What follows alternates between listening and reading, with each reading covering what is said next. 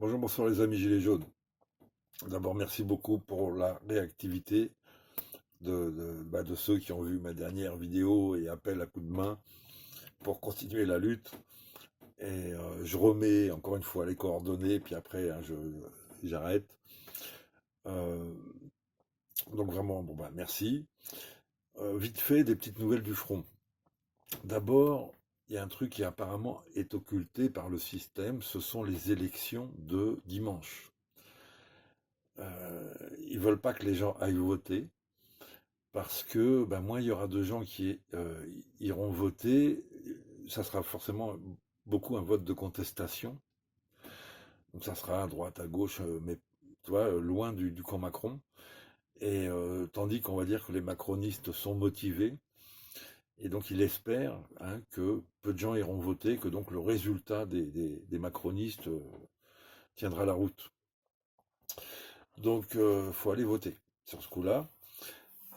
Et alors surtout à Saint-Clair-du-Rhône. À Saint-Clair-du-Rhône, alors je ne connais pas tout le paysage, c'est une faute de ma part, tout le paysage politique, mais donc à Saint-Clair-du-Rhône, il y a une liste Gilets jaunes qui demande le RIC, le référendum d'initiative communale, qui a fait 10% au premier tour, donc il se maintient au deuxième tour. Alors en face de deux mastodontes, droite et gauche, mais a priori, bon, bah, s'ils font un bon score, ils auront quelques conseillers municipaux dans la prochaine municipalité. Là, c'est mettre le pied dans la porte. Donc, force et honneur à toute l'équipe de Saint-Clair-du-Rhône. Et il faudra venir faire un petit bilan sur le rond-point 2.0. Donc voilà, ces élections sont importantes. Alors, bon, bah, vite fait, alors, des petites nouvelles de mon ami le préfet l'Allemand. Il essaye de constituer une brigade permanente de voltigeurs, de braves motorisés. Une unité de 45 motards dédiée aux manifestations violentes. Ça s'appellera le Mozovo.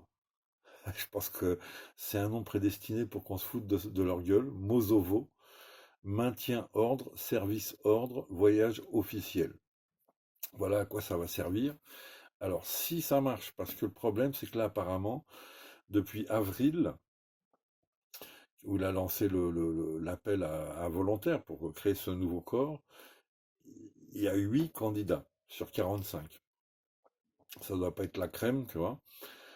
Euh, bon, je pense que voilà, il n'y a pas beaucoup de candidats parce que tu sens que c'est un plan foireux, quoi. Tu sens que les mecs, ils vont servir de Kleenex.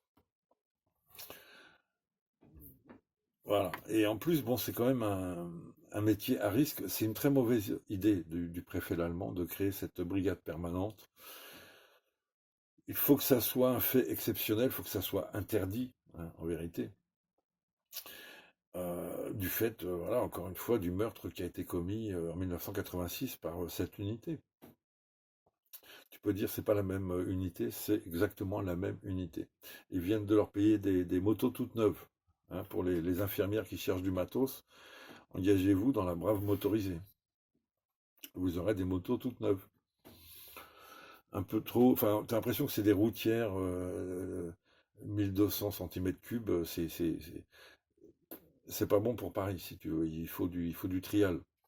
Et on laisse, c'est pour leur faire plaisir, tu vois, leur payer des belles motos avec des chauffeurs. Et parce que c'est ça, ils n'arrivent même pas à avoir des équipes complètes. Donc en fait, il y a des gens, ils leur disent, vous êtes juste les chauffeurs. Vous battrez jamais. Donc ils sont toujours à côté des motos, ils attendent tranquillement. C'est un métier où t'attends. Donc c'est aussi pour ça qu'il n'y a pas beaucoup de candidats, parce que c'est un métier chiant. T'attends les manifestations violentes. Et puis donc effectivement, et c'est aussi un mauvais métier, et une mauvaise idée, puisqu'il n'y a rien de plus fragile qu'une brigade motorisée. Euh, Ça s'attaque déjà en 1986, une fois qu'ils avaient tué Malik Oussekine. Je me souviens très bien, les mecs plus âgés que moi j'avais 19 ans, les mecs plus âgés que moi prévoyaient d'attaquer les brigades motorisées à la voiture bélier. une bonne voiture bélier, toi, une camionnette bélier, et t'as plus d'unité à moto en un clin d'œil. C'est très mauvais. Il peut vraiment y avoir des traquenards. Moi, s'il y a des policiers qui m'écoutent, c'est pas la bonne idée, surtout en ce moment, hein, où les gens là, on va vers une crise sociale majeure, très grave, peut-être unique dans l'histoire de la Ve République. Et je suis pas sûr que les gens vont se suicider tout seuls dans leur appartement. Donc voilà, il faut pas créer cette unité. Bon, sinon, malgré tout, alors là, quand même, préfet l'allemand, je dois lui donner une médaille. Alors, ce soir, il y a le bal des quenelles de Dieudonné, et je pense qu'il pourrait, Dieudonné, donner une quenelle d'or au préfet l'allemand. Il faut reconnaître, malgré tout, quand l'adversaire fait des bons coups.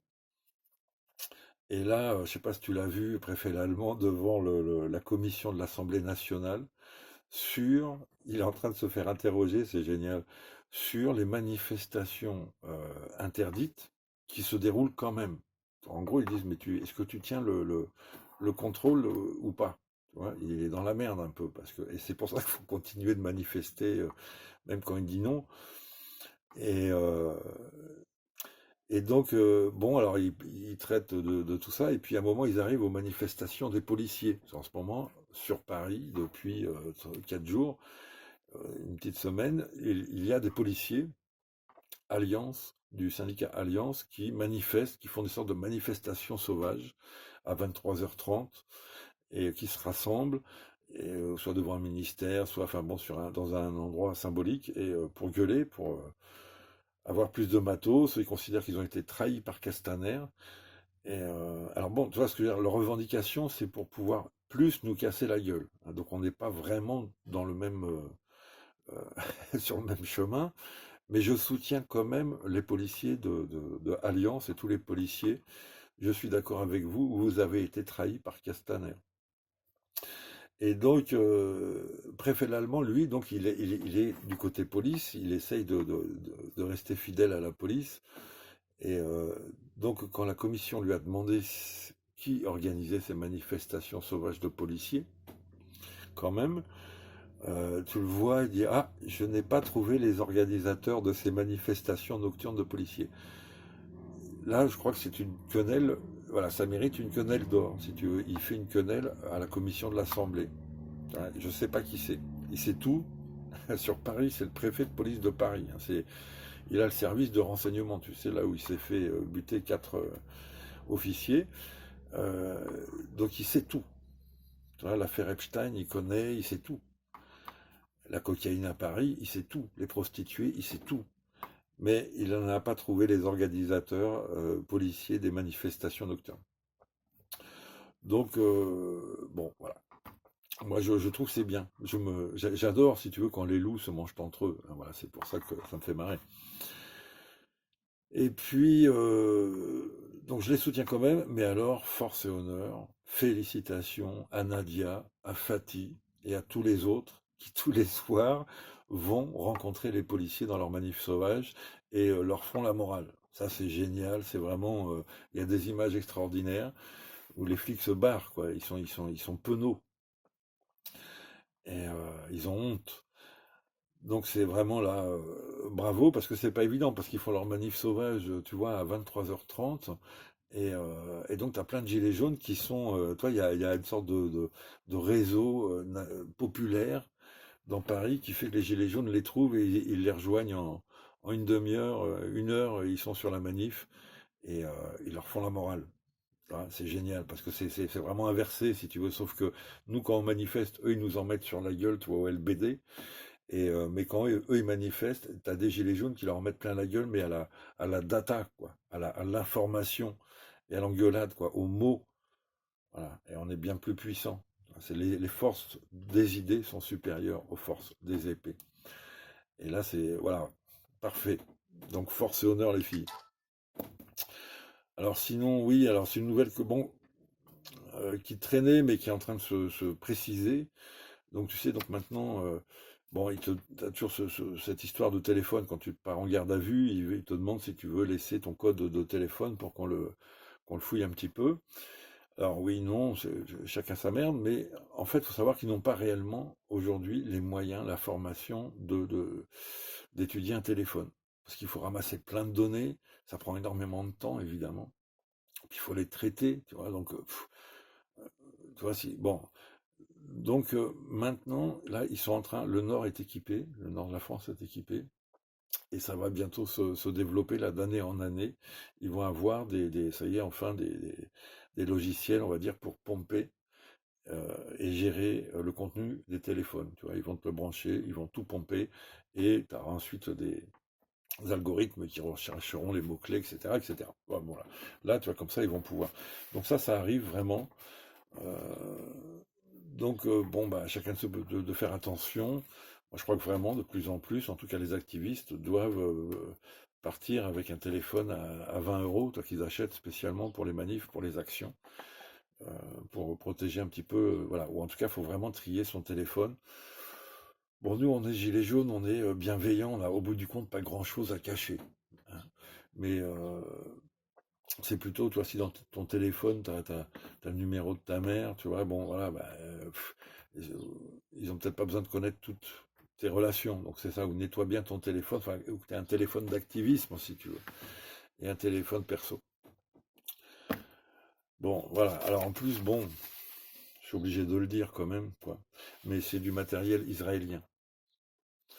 Ça aurait pu être du matériel guatémaltèque, hein, j'aurais dit c'est du matériel guatémaltèque. Là, tu vois, comme les Français, ils n'arrivent pas à créer cette petite machine pour pomper les données d'un téléphone. Alors, ils ont besoin de la technologie israélienne. Moi, je suis pas sûr que les données elles vont rester qu'en France, tu vois, dans ce genre d'opération, parce qu'ils sont très doués, hein, si tu veux, les Israéliens. Voilà, donc en termes quand on parle de souveraineté, tu vois, c'est un peu léger, léger, encore une fois.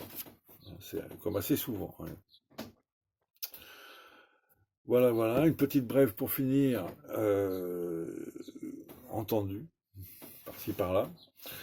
Il y a un mec du GIGN, il y a plusieurs, bon, tu sais, il y a des accords entre les pays de formation, de police, etc. On se forme les uns les autres. Les nôtres, en ce moment, justement, ils vont se former très souvent en Israël, hein. Ça aurait pu être au Guatemala, j'aurais dit, c'est au Guatemala.